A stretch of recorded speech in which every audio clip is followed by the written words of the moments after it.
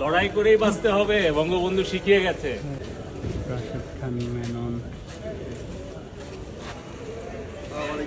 ভাই আজকে হরতাল। আজকে তো হরতাল ভাই। বলক ভাই হরতাল আজকে। বলক ভাই আজকে তো হরতাল। আপনারা করেন, সমস্যা নাই। লড়াই করেই বাঁচতে হবে, বঙ্গবন্ধু শিখিয়ে গেছে।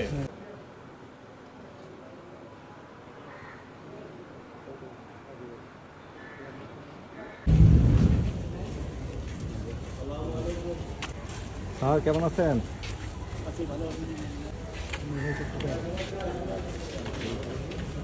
জয় বাংলা, জয় বঙ্গবন্ধু, জয় বঙ্গবন্ধু, জয় বাংলা, জয় বাংলা, জয় বঙ্গবন্ধু, জয়।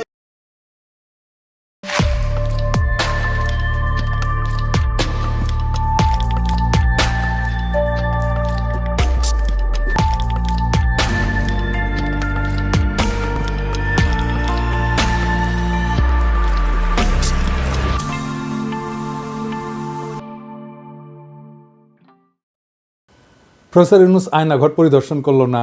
ওই পরিদর্শনের পর সোশ্যাল মিডিয়াতে যতগুলো আয়নাঘর নিয়ে পোস্ট টোস্ট হয়েছে না, ভিডিও টিডিও আসছে, সবগুলোতে যে আওয়ামী লীগাররা, এই জাউরারা হারি একদম উপহাস করেছে। বলছে এটা নাটক, বলছে স্ক্রিপ্ট দুর্বল, অভিনয় দক্ষতার অভাব, কত কিছু কথাবার্তা। আয়নাঘর নিয়ে প্রকাশিত ভিডিওর নিচে এমন অগণিত কমেন্টস, হাসি ঠাট্টা, ট্রল। বড় বড় মেইন স্ট্রিম মিডিয়ার ফেসবুক পেজে এই সমস্ত ভিডিওগুলোতে আসছে, এগুলোতে হাহারি একটা ভরপুর। এটা নিয়ে কাজ করছে ওয়াসাদ সিস্টার্স, অ্যানালাইসিস করছে, ডকুমেন্ট করছে। এইটা সাহেব একটু দেখান না, কারা কারা ওই প্রোফাইলগুলো থেকে হাহারি এক দিছে, একটু দেখেন, একটু দেখে রাখেন। জাউরাগুলোকে দেখবেন না, বাংলাদেশে জাউরা তো বাম্পার ফলন হয়েছে, কিছু জাউরা দেখে রাখেন। সবচেয়ে বিভৎস ঘটনা হচ্ছে ওরা আইডেন্টিফাই করছে 47% রিয়েল প্রোফাইল যারা হায়ারি অ্যাড দিছে। ইউরোপে একটা আইন আছে হলোকাস্ট ডিনাল। হলোকাস্ট কি জানেন তো? দ্বিতীয় বিশ্বযুদ্ধের সময় জার্মানিরা ইহুদিদেরকে নিয়ে চেম্বারে ঢুকায় আগুন দিয়ে পুড়ায় মারত লক্ষ লক্ষ। নাজিরা হলোকাস্ট করলে সেটাকে গাল গল্প বলে। এটাই ফ্যাসিবাদ, এটাই ফ্যাসিবাদের চরিত্র। আপনি এদের কখনো স্বাভাবিক সমাজে চলতে দিতে পারবেন না, তাহলে সমাজ টিকবে না। কারণ এদের মধ্যে ন্যায় অন্যায় বোধ, বিবেকের বোধটা ধ্বংস হয়ে গেছে। এদের সমাজে ইন্টিগ্রেট তখনই করা সম্ভব যদি অনুশোচনা করে মাপ চায়, আর এটা সেটা করবে না। এদের মধ্যে বিন্দুমাত্র অনুশোচনার চিহ্ন দেখছেন? নাই তো। ঠিক আছে, ফেয়ার এনাফ। ফ্যাসিস্ট যেহেতু একটাই ভাষা বুঝে, আমরা সেই ভাষায় ফ্যাসিস্টদের সাথে ডিল করব। সেই ভাষায়, যেই ভাষায় আমরা 32 নম্বরকে ডিল করছি, ঠিক একই ভাষায়। আওয়ামী লীগের তীর্থভূমি ধ্বংস করার শর্ত এই অনুশোচনাহীন আওয়ামী লীগারদের অবদান। আমরা কোনো আওয়ামী ফ্যাসিস্ট সাইকোপ্যাথকে সমাজে থাকতে দেব না। মাত্র কয়েকদিন আগের গণহত্যার কথা অস্বীকার করে। এরা মানুষ? এদের আপনি মানুষের মর্যাদা দিতে চান? এদের আপনি গণতান্ত্রিক অধিকার দিতে চান? গ্রেপ্তারকৃত হতভাগ্যের স্ত্রীকে রোজা ভাঙ্গায় ধর্ষণ করে যে হাসিনার পুলিশ একবার না বারবার, এই ভয়ঙ্কর ইতিহাস সামনে আসতেছে। সেই সময় বাংলাদেশে বসে হারি এক দেবে আর আমরা এটা মাইনা নেব? স্বামীকে আটকের পর হত্যার হুমকি দিয়ে স্ত্রীকে ধর্ষণ করত এই আলেপ, হাসিনার পদক পাওয়া পুলিশ। শোনেন, তাকে ধর্ষণ করার বিনিময়ে আমাকে মুক্তি দেওয়া হয়। বাচ্চারা, তোদের টুঙ্গি পাড়া উড়াই দেবো, আমি শপথ নিলাম। ফ্যাসিবাদের শেষ চিহ্ন মুছে ফেলবো। দে দেখি কত হাহারি এক দিতে পারিস। জাউরার সাথে ডাবল জাউরমে করা হবে। ধানমন্ডিতে আওয়ামী লীগের অফিসের জায়গাটা সরকারের, এটা দীর্ঘমেয়াদের লিজ নেওয়া। এই লিজ বাতিল করে অধিগ্রহণ করে ফেলা উচিত। লিজের শর্তের আইনি পরীক্ষা করে যদি সম্ভব হয় দ্রুত লিজ বাতিল করে দিতে হবে। এটা ধানমন্ডি 32 নম্বরের জন্য প্রযোজ্য। আমরা এই জন্যে আওয়ামী লীগকে নিষিদ্ধ করতে চাই। এদের পশ্চিমে অ্যাসাইলাম নেওয়ার রাস্তা যেন বন্ধ হয়ে যায়, আর যারা পশ্চিমে আছে তারা যেন আওয়ামী লীগের হয়ে জিন্দাবাদ দিতে না পারে। নিষিদ্ধ সন্ত্রাসী দলের সদস্য হিসেবে এদের যেন দেশে ফিরে আনা যায়, আর এদেরকেও বিচারের মুখোমুখি করা যায়। দেখেন, ইলিয়াসকে হত্যা করতে চাইছে আমেরিকা, আওয়ামী লীগের ভাইস প্রেসিডেন্ট আবার পিএইচডি করেছে। কি রকম জাউরা এগুলো সেটা দেখেন, শুনেন। ইসলাম যদি আমাকে অ্যালাউ করতো কাউকে খুন করা, 1 নম্বরে আমি খুন করতাম, দিস গোয়িং টু লাইফ, 1 নম্বরে আমি খুন করতাম ওই ইয়েকে, কি বলে, ইলিয়াসকে। Is another talented but very deeply rooted within the wrong process. And this Hassanat guy. ওরে বাংলাদেশে ফিরে আনতে হবে। আগে তাকে আমেরিকা আইনি ব্যবস্থার মুখোমুখি করতে হবে। আমেরিকায় যারা আছেন তারা ব্যবস্থা নেবেন। বেশি এক্সাম্পল লাগবে না, মোটামুটি 20-25টা এক্সাম্পল তৈরি করতে পারলে এরা প্যাকেট হয়ে যাবে, এরা ভিতর ডিম। ওই যে কইছে না হার্দিক মজুমদার অস্ত্র হাতে গেরিলা যুদ্ধ করবে, ওই মুখেই মারিতং ওরা। না, আমার কাছে মনে হয় এই দেশকে মানে এইখানে একটা যুদ্ধ শুরু হয়ে গেছে। এই যুদ্ধে এখন আমাদেরকে স্বাধীন করবার পালা। অস্ত্র হাতে নামতে হবে, এখানে গেরিলা যুদ্ধ করতে হবে, এখানে আমাদেরকে ট্রেনিং নিতে হবে। হার্দিক মজুমদাররা তো জুলাই আগস্টে আমাদের সাথে অস্ত্র হাতে যুদ্ধই করেছিল, সাথে ছিল police, army, RAB, BGB, Chhatra League, Jubo League, এমনকি আর্মি। পারে নাই। ওরা ওই একটা অস্ত্র নিয়ে ওরা যুদ্ধ লড়তে পারবে। আমরা পরাজিত হইতে পারি, আমি মেনে নিলাম আর কি। যদি সব বাকশালী হয়ে যায়, ওদের চামড়ার বন্দুক আছে না, ওটাতে বাতাসের গুল্লি মারে, টার্গেট বরাবর না হইলেও অসুবিধা নাই, ফাঁকে মারলেও নাকে লাগবেই, শিওর শট। হৃদয় সাহেব বুঝায় দেন, বন্দুকের গুলি ছুড়ায় দেন। শুনিস হার্দিক, মূলা লাগবে, মূলা পাঠামু আর পচা গরু খা কিছুদিন, দেখ পারিস কিনা। আরামজাদা। আওয়ামী লীগারদের ফেসবুক প্রোফাইল দেখলে ব্লক করবেন, ওদেরকে ওদের বাবলের মধ্যে আটকায় ফেলেন, দেখবেন না ওদের পোস্ট, ইন্টারাক্ট করবেন না ওদের পোস্টে, ওরা শুকায় মরবে। আমরাই দেশের 95% মানুষ, ওদের এইভাবে বিচ্ছিন্ন করে দিলে ওরা শুকায় মরবে। সোশ্যাল স্পেসে, ইউটিউবে আনসাবস্ক্রাইব করবেন যদি ওদের চ্যানেল থাকে। আর একটা বিষয়, ওই যে পুলিশের ইউনিফর্ম তো বদলাইতেছেন না, ভালো, কিন্তু পুলিশের লোগো বদলাইতে হবে। যে লোগোর মধ্যে নৌকা আছে, অভিশাপের চিহ্ন। কিভাবে পুলিশকে পুলিশ লীগ বানানো হয়েছে সেটার অডিও ক্লিপ ফাঁস হয়েছে, শুনেন। এই যে বেনজির হারামজাদার কথা শুনেন, আমেরিকার স্যাংশন পাওয়া কোটি লুকে আছে, এটা বের করেন, শুনেন। জি স্যার, আপনি আপনার বক্তব্য কন্টিনিউ করেন স্যার, প্লিজ। Thank you. তো আমরা ওই দিকে যাই। Thank you so much. আমি একটু ওই যে তনুর কথা উত্তর দিই। আওয়ামী লীগ আমলে যত রিক্রুটমেন্ট হয়েছে, এগুলো কিন্তু সব পুলিশ ভেরিফিকেশন করে রিক্রুটমেন্ট করা হয়েছে, ঠিক আছে? যে কারণে এরা ক্ষমতা এসে কিন্তু সারদা থেকে প্রচুর লোককে তারা পুলিশ ট্রেনিং থেকে বাদ দিয়ে দিছে। কেন বাদ দিছে, ইউ ক্যান আন্ডারস্ট্যান্ড। আমরা আমাদের সময়, আমি যে কদিন ছিলাম বা তার আগেও আওয়ামী লীগের আমলে আমাদের জানা মতে মানে ওই ভিন্ন মতাদর্শ কোনো লোকজন সহজে ঢুকতে পারে নাই, বিকজ এগুলোকে সব আগে পুলিশ ভেরিফিকেশন করে এরা কে কোন মতাদর্শে সেগুলো নিশ্চিত হয়েই চাকরি দেওয়া হয়েছে। এটা আপনার জানার জন্য। এই জন্য কিন্তু ওই কালকেও কোথায় পরশুদিন কোথায় কথা বলছিলাম, তারা বলছিল যে এরকম লোকজন বলে যে এটা বেনজিরের বাহিনী, ঠিক আছে? এবং পুলিশকে কিন্তু এরা বিশ্বাস করে না, এরা পুলিশকে খুন করে ক্ষমতায় আসছে, আবার এরা কিন্তু পুলিশকে বিশ্বাস করে না। যদিও এই মুহূর্তে তারা প্রচুর লোকজন নিয়ে আসছে, ওই যে রিটায়ারমেন্ট থেকে এখান থেকে সেখান থেকে এনে বসিয়েছে। ওই যে আপনার 2008 সালের আগে 9 সালের আগে যারা রিক্রুট ছিল পুলিশে, তাদেরকে সামনে নিয়ে আসছে, এইভাবে কিছু লোকজনকে সামনে এনে চালানোর চেষ্টা করছে। কিন্তু বেসিক্যালি কিন্তু তারা পুলিশকে বিশ্বাস করে না। তারা মনে করে যেগুলো আওয়ামী লীগের সমর্থক, পুলিশ ইন্টার বাহিনী আওয়ামী লীগের সমর্থক। আর আমি মনে করি যে এই আওয়ামী লীগের পুলিশ বাহিনী তো আসলে বঙ্গবন্ধুর নেতৃত্বে কাজ করার ঐতিহ্য, ইতিহাস আছে। আপনারা জানেন যে আপনার 25শে মার্চ কাল রাত্রে তো যে অ্যাটাক গুলো হয়েছিল, তার মধ্যে প্রধান হচ্ছে রাজারবাগ পুলিশ লাইন, এবং তারাই প্রথম কিন্তু স্বাধীনতার সপক্ষে প্রথম গুলি বর্ষণ তারাই করেছে কিন্তু পাক আর্মিদের বিরুদ্ধে।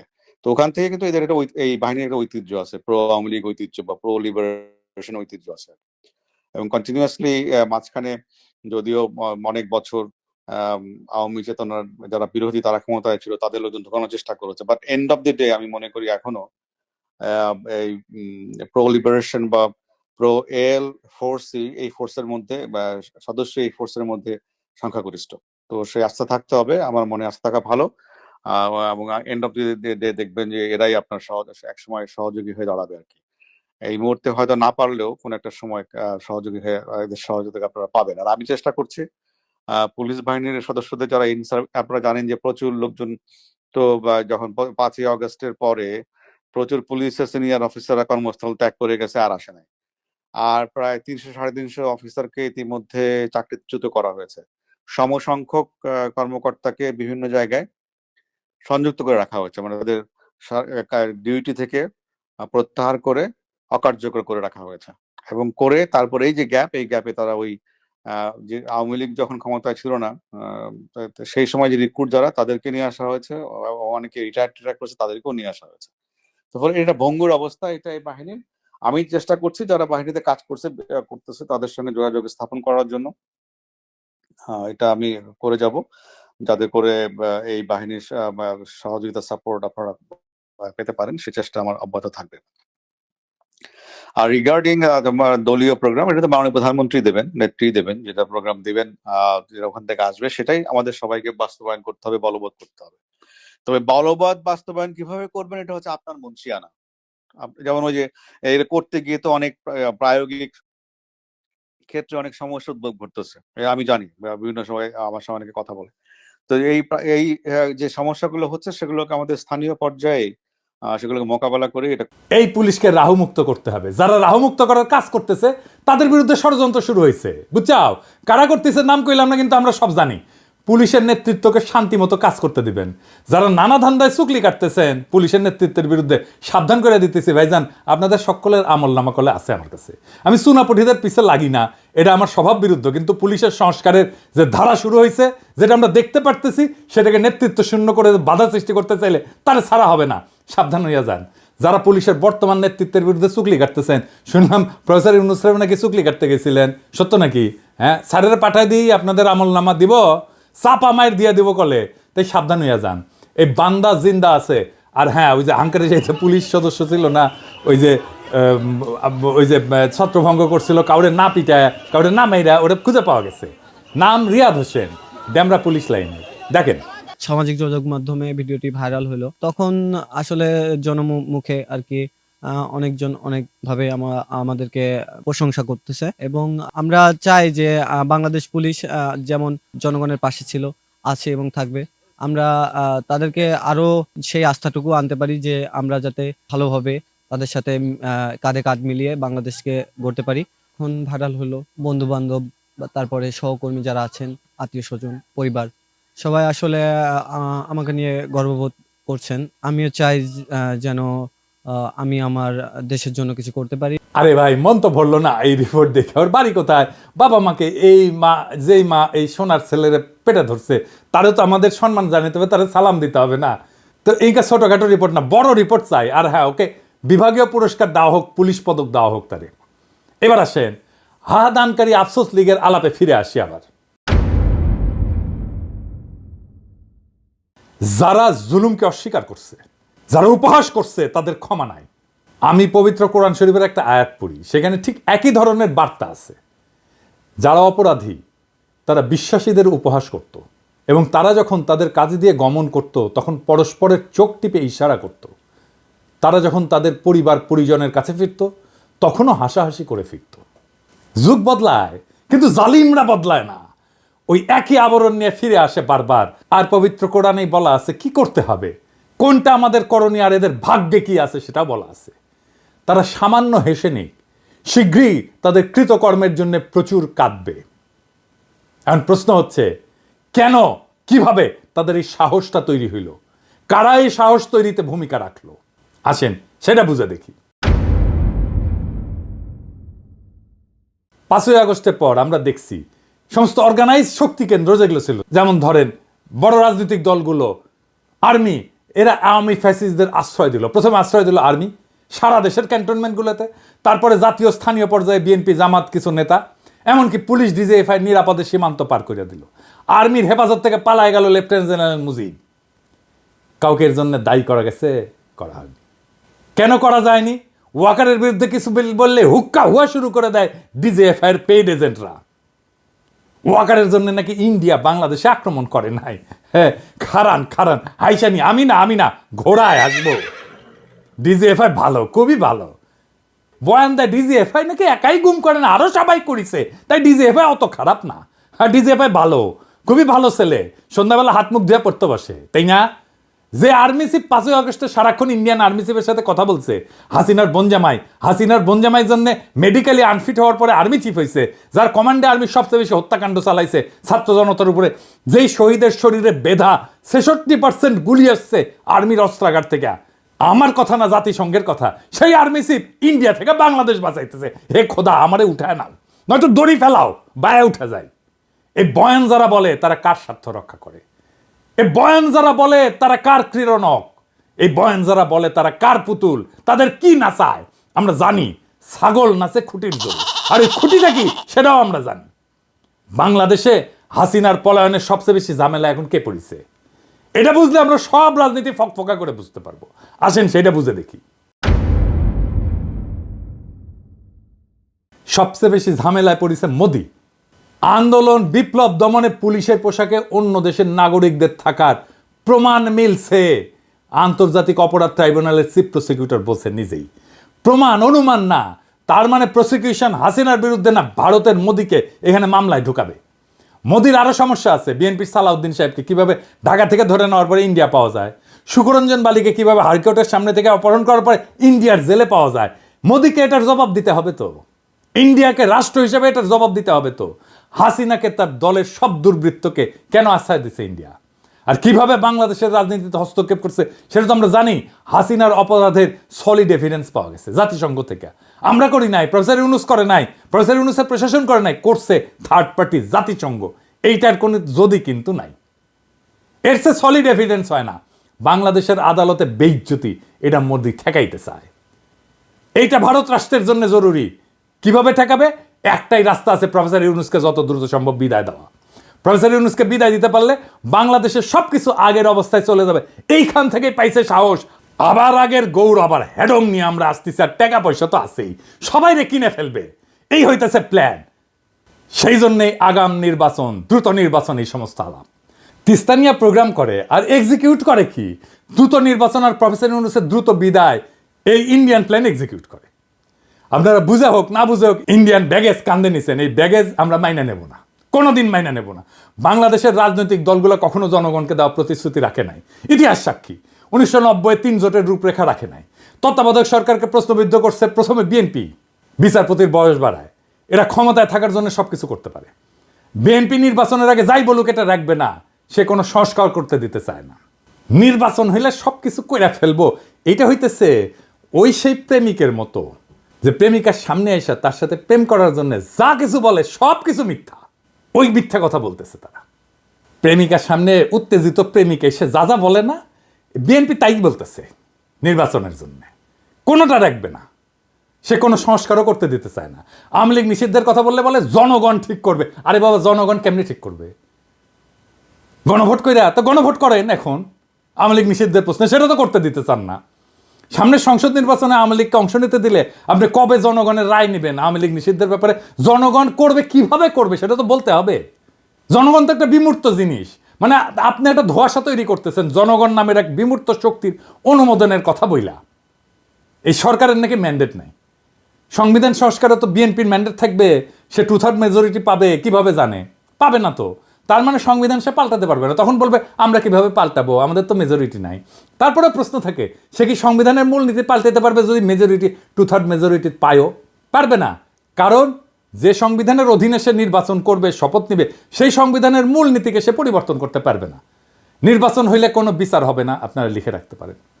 মোদি আর ইন্ডিয়া আবার চিরজীবনের জন্য মাপ পেয়ে যাবে। ওই সংবিধানে থাকবে ধর্মনিরপেক্ষতা, গণতন্ত্র, বাঙালি জাতীয়তাবাদ আর সমাজতন্ত্র। সেইটা আমাদেরকে এত রক্তের পর, বিপ্লবের পরেও আমাদেরকে ওই সংবিধানই টাইনা নিয়ে যাইতে হবে।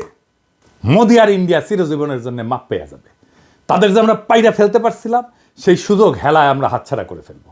কম্প্রোমাইজ করে ফেলবে যারাই ক্ষমতায় আসুক। কে আসবে আমি জানি না, যারাই আসুক রাজনৈতিক দল তারাই কম্প্রোমাইজ করে ফেলবে। প্রফেসর ইউনূসের সামনে গিয়া রাজনৈতিক দলগুলো এক কথা বলে, বাইরে এসে আর এক কথা বলে। প্রফেসর ইউনূস দিছে চাপা মায়ের, ওস্তাদের মায়ের শেষ রাতে কইছে আপনারা যা চান লিখে দেন, কোন সংস্কার চান, কোনটা চান না, কোনটা আংশিক চান, কোন সংস্কারই চান না, সেটা লিখে যা চাইবেন। আমাদের তো কোনো এজেন্ডা নেই, সবাই মিলে যেটা চাইবেন শুধু সেটাই আমরা করব। তবে আমরা ওয়েবসাইটে দিয়ে দেবো কে কি চাইছিলেন। আপনারা কোন দল কোনটা ইয়েস বলছেন আমরা রাজি, কোন দল নো বলছেন আমরা রাজি না, কোন দল বলছে আমরা সংস্কার, আমরা সবাই ওয়েবসাইটে দিয়ে দেবো। দেশের যে কোনো মানুষ দেখতে পাবে কোন কোন বিষয়ের প্রতি তার সম্মতি আছে, কোন বিষয়ের প্রতি মানুষের সম্মতি নাই। এটা কোনো গোপন জিনিস না, এটা রাজনৈতিক দলের একটা বক্তব্য। আপনি বলেন যে আমি কোনোটার দিকে সম্মতি নেই, লিখে দেন, আমরা ওটা ওয়েবসাইটে দিয়ে দেবো যে এইটার এই দলের তারা বলেছেন কোনোটার প্রতি সম্মতি, অথবা আমরা সব কাটার প্রতি আমরা একমত হলো, আমরা একমত হতে পারি, আমরা কিছুটা সংশোধন সাপেক্ষে একমত হতে পারি, অথবা এইটাতে আমরা রাজি না, এটা আমরা ধরতে চাই না, হতে পারে। আপনাদের ইচ্ছাটা প্রতিফলন করা আমাদের দায়িত্ব হলো জাতির সামনে আপনাদের ইচ্ছাগুলোকে তুলে ধরা। এর ভিত্তিতে আমরা কি কাজ করবো সেটা আমরা পরে দেখার পরে ঠিক করবো যে এটা কি করা যায়, আপনাদের বক্তব্যগুলো কি আছে। বুঝছেন? ব্যাস মুখে এখন তালা। এইবার রাজনৈতিক দলগুলো বুঝবে অ্যাকাউন্টেবিলিটি কারে বলে। দায় নেওয়া কাকে বলে এইবার তারা বুঝবে রাজনীতি জিনিসটা কত কঠিন জটিল। এটা ছেলের হাতের মোয়া না। এতদিন ভালসুন্দের সাথে খেলছে তো বুঝতে পারে নাই রাজনীতি কত কঠিন। এবার প্রফেসর ইউনূসের সাথে খেলতে গেছে, বুঝেছে প্রফেসর ইউনূস একাই খেলে দিছে একটা কথায়। রাজনৈতিক দলগুলোকে বলি, কোনো বিশেষ দলকে উদ্দেশ্য করে এটা বলতেছি না, সবাইকে বলতেছি, বাংলাদেশে ইন্ডিয়ান ব্যাগেজ নিয়ে রাজনীতি করার দিন শেষ। ইন্ডিয়ান ব্যাগেজ থাকলে আপনার রাজনীতির কোনো ভবিষ্যৎ নাই। আপনি যত বড় রাজনৈতিক দল হন না কেন, কোনো লাভ নাই। পিনাকির আপনি হুতায় ফেললেও আপনি বেচবেন না। পিনাকি হইতে যাবে কিন্তু আপনি বেচবেন না। বাংলাদেশের রাজনৈতিক বাস্তবতা আপনাদের ইন্ডিয়ান ব্যাগেজ নিয়ে রাজনীতি করতে দেবে না, ফুল স্টপ। প্রফেসর ইউনূসের প্রতি আহ্বান, আপনার এই অন্তর্বর্তীকালীন সরকার ভেঙে দেন, বিপ্লবী সরকার গঠন করেন। জন আকাঙ্ক্ষা সেইটাই। এই বিপ্লবী সরকার থাকবে ততদিন যতদিন হাসিনার এই বাকি টার্ম আছে ততদিন। 5ই আগস্টের পরে যেই সুযোগ আমরা হারাইছিলাম, যে হারানোর সময় আবার ফিরে আসছে। এই মুহূর্তে আবার হারায় যাওয়ার আগেই বিপ্লবী সরকার গঠন করেন। দেশের রাজনীতির গুণগত পরিবর্তন হয়েছে, তাকে ধারণ করেন। বিপ্লবী সরকার গণপরিষদের নির্বাচন দেবে, সবাই নির্বাচন করছে, দ্রুত নির্বাচন দিয়ে দেবে। বিপ্লবী সরকার গঠন করে 1 মাসের মধ্যে গণপরিষদ নতুন সংবিধান রচনা করবে। আপনারা নির্বাচন করেন সেইখানে, সেই সময় বিপ্লবী সরকার সংস্কার সম্পন্ন করবে। নতুন সংবিধান রচিত হলে গণপরিষদ ভেঙ্গে দিয়া সেই নতুন সংবিধানের অধীন নির্বাচন হোক। আপনারা সবাই উৎসবের সাথে সেই নির্বাচনে অংশ নেন। আমি ব্যক্তিগতভাবে চাই প্রফেসর ইউনূস জাতির নেতৃত্ব থেকে যেন তারপরেও বিদায় না নেন।